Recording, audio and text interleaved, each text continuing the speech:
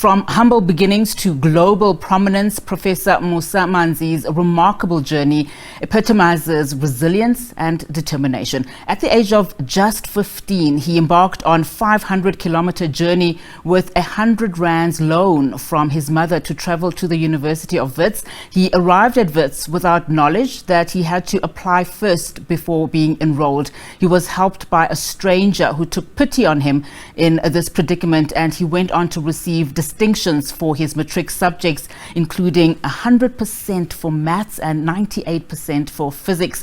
Now, this persuaded the university to register him for a BSc in maths and physics. He endured many challenges, such as being subjected to sleeping at the school library, among others. Today, he stands as a beacon of success, serving as the director of the Seismic Research Centre at Wits University and making significant strides in the fields of geophysics on the global stage. We're now joined by Professor Musa Manzi. Prof, thank you so much for your time this morning. One can't not shed a tear when they read your remarkable story. I mean, at just 15 years old, with distinctions in your hand, 100% for maths at the time, 100 rand note, leaving your home, your humble home in KZN, and embarking on this journey to come to the University of Wits, one of the most prestigious universities in the continent, and without any support from an adult. I mean, just talk to us about those early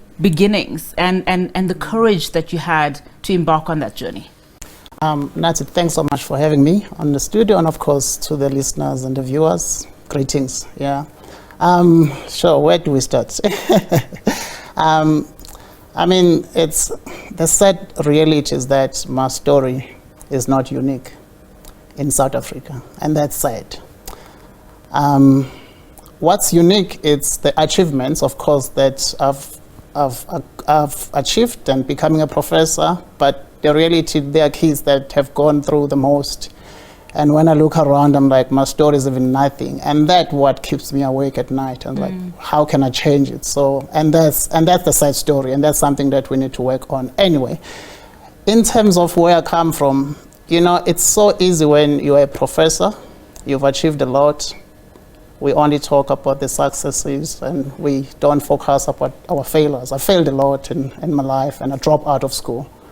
And if I look at my life today, I'm not a self-made professor, I'm not a self-made achiever, but I'm a product of the generosity of so many people who invested, saw a potential in me, invested in it, and that's why I'm here today. And sometimes it looks like you just woke up and you're like so smart and did everything by yourself. I mean, from my mom, who was a single mother after losing my dad when I was 2 years old, and she was a domestic worker in one of the Indian families in Durban, and she pushed me very hard. And one of the things she used to say is, "Uzifundela wena, ufundela mina." So basically, you're studying for yourself. You're not doing it for myself.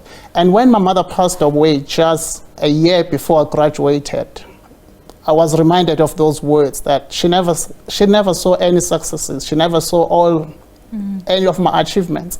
And yet, I'm who I am today because of the investment that she made with the little money she had, with the little income that she got from that Indian family to support about 7 kids.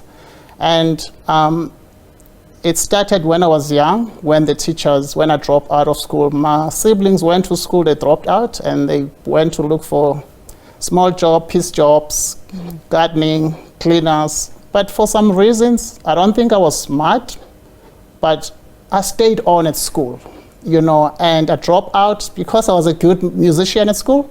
And also they said I was good in maths, which I tend to believe. Well, with 100% pass rate. And then so the teachers kept coming back to my house, talking to my mom to basically bring me back to school. So I didn't like school myself, like any other kid when you go to KwaZulu-Natal, because there was just no hope. When there's no hope for the future because everyone was finished at home, there's just no desire to push in the now because you don't really know where you're going to end up, because the majority of other kids who graduated with good marks, they are sitting on the street. They're in the bars, they're in the tuck shops. So what is it that really made me push?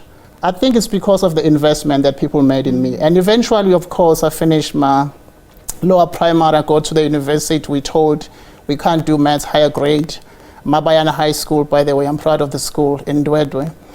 We can't do higher grade because there were no teachers. And then again, we took it upon ourselves, myself and other few kids at that time, that we wanted to do maths higher grade. And don't tell me why, because I had no clue what it meant at that time. So we didn't have a teacher. So I remember teaching maths and physics, grade 10 all the way to grade 12, and biology. We tried to teach English, but of course we couldn't even speak English ourselves, in Afrikaans. And I want to pause there, because I want to get into so many things that you've just touched on. What is important to know is that you are self-taught. You went on to achieve 100% pass rate in maths, high grade, because of that courage that you had. You went to Wits University. You hadn't registered, but you were helped. You got so many people, like you were saying now, that your success is not yours alone, that because of that support. And this is something that is so crucial even in today's times, that we are not seeing for our students, which is why we're doing this interview today, in as far as to put a spotlight on those desperate students who keep going to those various institutions, including Wits, and are rejected year in and year out. And here we have somebody who has walked that path and has become this successful person. So just talk to us then about, where you are now and how you are helping others in the same situation. It's actually a very good question, because I was gonna get into that. Someone saw a potential in me. It was a nurse when I was at high school.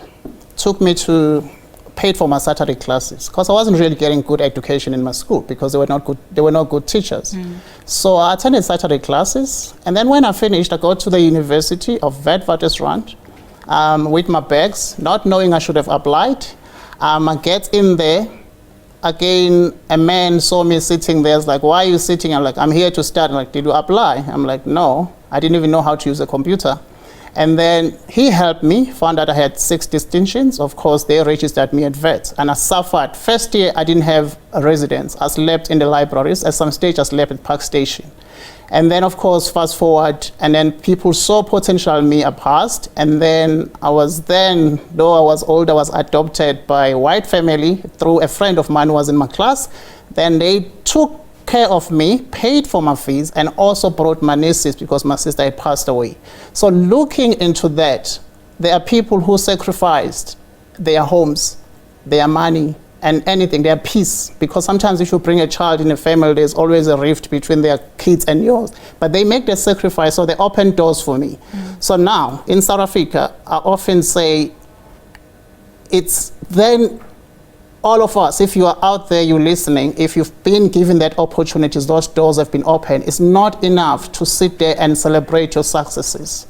So I always say, let's walk back, not just leave the door open, walk back and hold the hand of that little boy, little girl from the rural areas and actually walk through that journey with them. Because it's not enough to say they are bursaries, because there are kids today who cannot apply because they don't know how to use the computer like I didn't.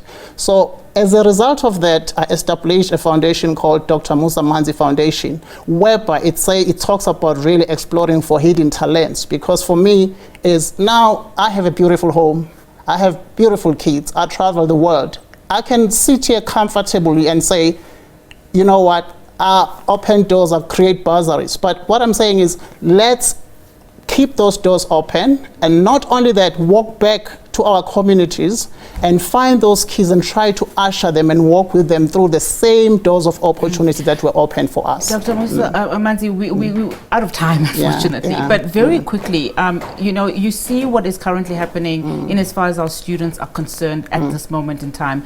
Very quickly, your advice to universities, leadership, government, in terms of how we can address this plight of children still being forced out of schools and not study? That's a very complicated one, but I would just say at this stage in age, we shouldn't have kids sleeping in the libraries. At the university, the vice chancellors, the government should really come together and find solutions, because the reality is that there are a lot of Musas out there who are sleeping outside, who are sleeping in the libraries. There's still kids sleeping in the libraries. I see them all the time. I chat with them. And for me, it is a coordination between the government, the vice chancellors, the student leaders at the universities to come back and actually have solutions. I wasn't necessarily helped by the government, and sometimes we sit down and say the government will come and bring stuff to me, but at the same time, these individuals, there's a lot of people who have potential stuff, actually money. I can tell you for a fact that my foundation is supported by like 4 or 5 people, but we're able to help a lot of kids in basically in a year. Yeah. So I think if we can take it upon ourselves, an element of kindness and that generosity can go a long way to actually bring other Musas to where we are right now. All right, thank you so much for your time. Really do appreciate it. That is Professor Musa Manzi there for us. A remarkable story.